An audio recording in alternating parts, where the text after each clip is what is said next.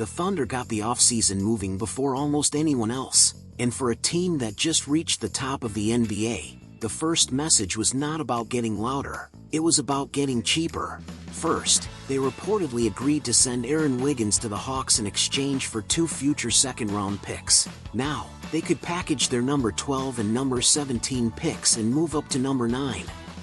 And this whole series of moves by the Thunder is actually tied to how they build and manage a roster. To put it simply, it comes down to 2 words: cut costs. Wiggins' salary next season is just over $9 million. In today's NBA, that is honestly not that high. But because the rookie scale bargains for Chet Holmgren and Jalen Williams are expiring, both players are in line for 5-year, $239 million max contracts.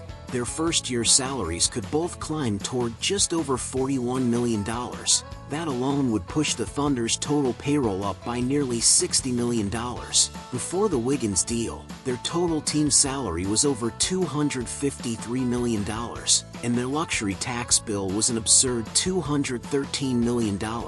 After moving off Wiggins' roughly $9 million salary, because the luxury tax multiplier drops dramatically, the Thunder instantly saved $61 million. The same logic applies to the draft. Of course, it is possible that the Thunder have their eyes on a specific prospect, but there is another important reason. Again, cutting costs. If you have 2 first-round picks, you are probably adding 2 rookies, and then you have to give them 2 rookie-scale contracts. NBA first-round rookie contracts are slotted. They are 4-year rookie-scale deals, and the salary for each year is largely fixed by draft slot. Last season, the number 12 pick's contract was worth a little over $25 million over 4 years. His first-year salary was about $5.5 million. The number 17 pick's contract was worth a little over $20 million over 4 years. His first-year salary was a little over $4 million, and this year's rookie-scale contracts are expected to rise by roughly 20%,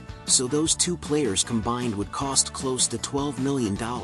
That would not only eat up most of the salary they just cleared by moving Wiggins. Once you factor in the luxury tax multiplier, it could cost the Thunder tens of millions more. But if the trade goes through, one number 9 rookie contract would still be much cheaper than paying number 12 and number 17 combined. Even using last season's rookie scale numbers, the number 9 pick was worth just under $29 million over 4 years. The first-year salary was a little over $6 million. That would save the Thunder another chunk of money.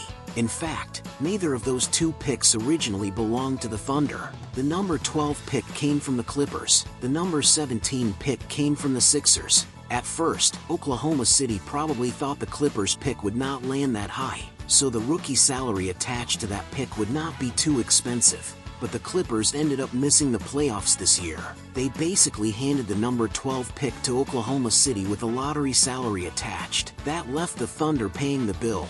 Steve Ballmer's Clippers basically stuck OKC with an expensive surprise. If you look back carefully at the Thunder's front office philosophy over the years, their biggest principle has always been cost control. And in the years when they actually achieved real success, they did not pay the luxury tax either.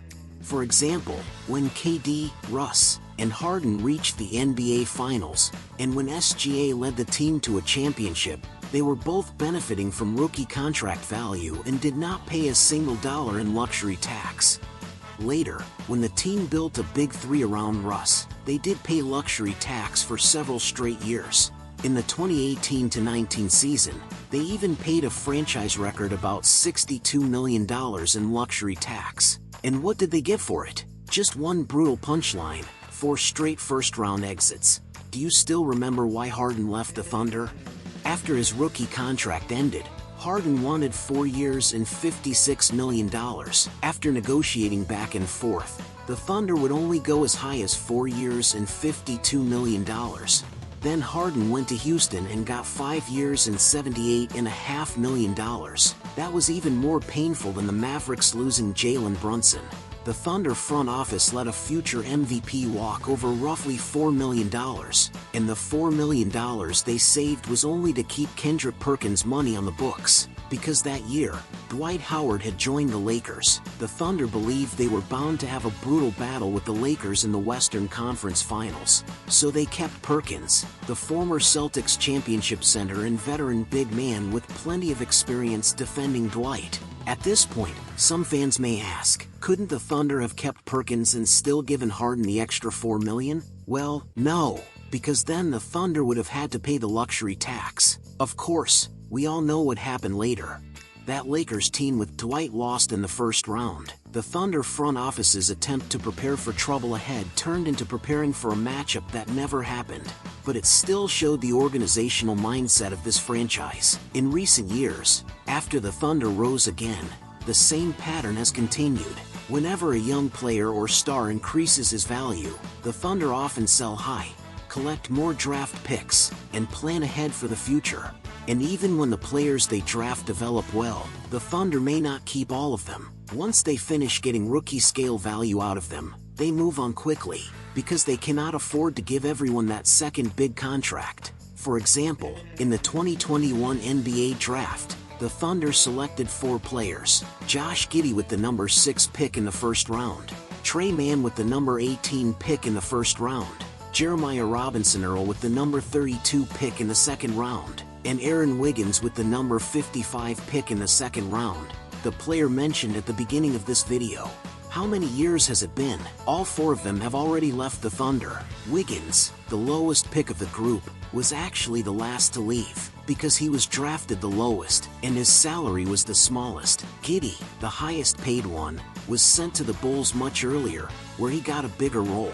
Considering the Thunder's usual team-building style, I think almost everyone outside SGA should be viewed as available for the right price, especially Chet and J-Dub, who are just beginning their big contracts. Those two are not as untouchable as fans want to believe. But big market teams have their own way of operating. Small market teams have their own philosophy too. And honestly, there is nothing necessarily wrong with the way the Thunder operate. They can cut costs and still win. Fans can complain online all they want, but in real life, what owner would not want a team like this?